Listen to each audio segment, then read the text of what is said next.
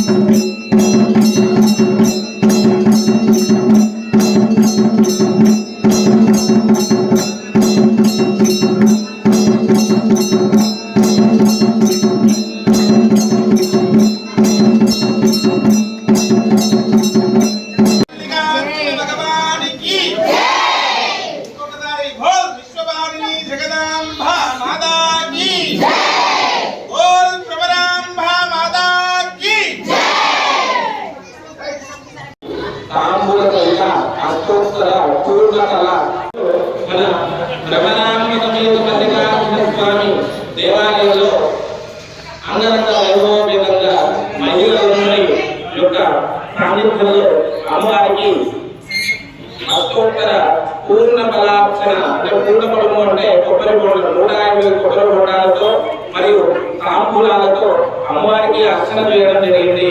చైత్ర మాస నవరాత్రి ఉత్సవాల సందర్భంగా నవదుర్గలలో అష్టమైనటువంటి మహాగౌరి అనుగ్రహ సిద్ధాంతం అందరి మహిళలతో లలితా సహస్రనామ పారాయణ పూర్వక ఈ యొక్క అష్టోత్తర పూర్ణ ఫలార్చన కార్యక్రమం మన దేవాలయంలో నిర్వహించడం జరిగింది. చైత్రనవరాత్రోత్సవాల సందర్భంగా లక్షనామ అంటే దేవి యొక్క లక్షనామాలు సంపూర్ణ చేయాలని నిత్యము సాయంత్రం 7 గంటల నుండి మన దేవాలయంలో లలిత సహస్రనామ పారాయణ మహిళలందరితో పారాయణం చేయబడుతుంది. కాబట్టి ఈ యొక్క ఇంకా 2 రోజులు కార్యక్రమం ఉంది కాబట్టి ఇంకా 2 రోజులుగా ఈ లలిత సహస్రనామ పారాయణలో అందరూ పాల్గొనవచ్చు.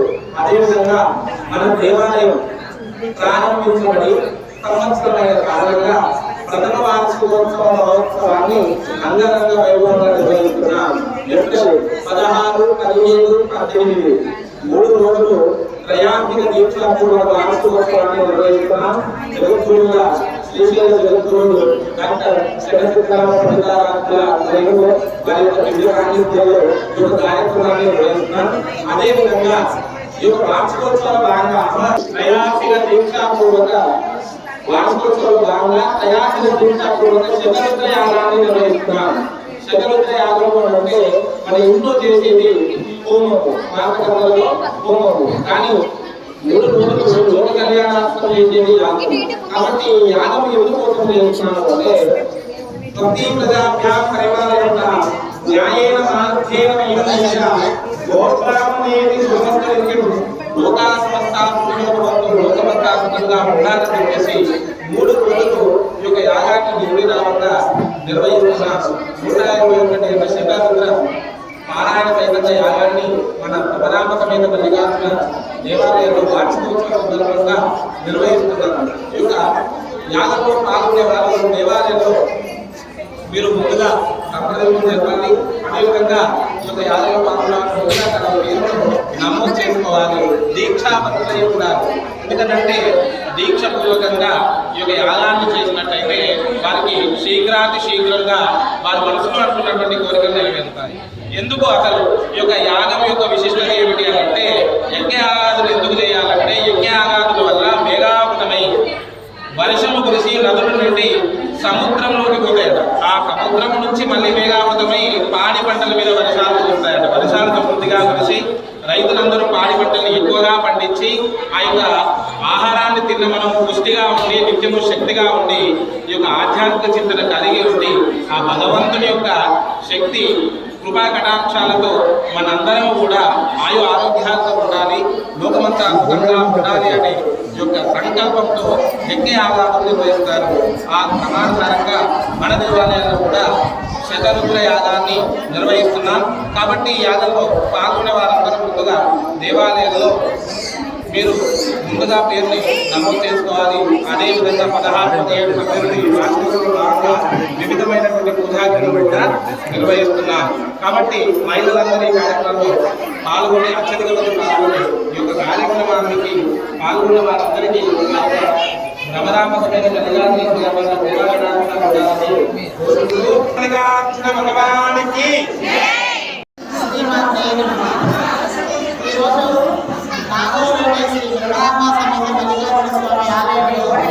చైత్రమాసం సందర్భంగా వచ్చే వసంత నవరాత్రులను పురస్కరించుకొని ఇక్కడ కాలనీవాసులందరూ ఆలయానికి సంబంధించిన నిర్వాహక వర్గంలో కలిసి మహిళలందరూ చాలా పెద్ద ఎత్తున పూర్ణఫల అర్చనతో అమ్మవారికి పూజలు చేశారు.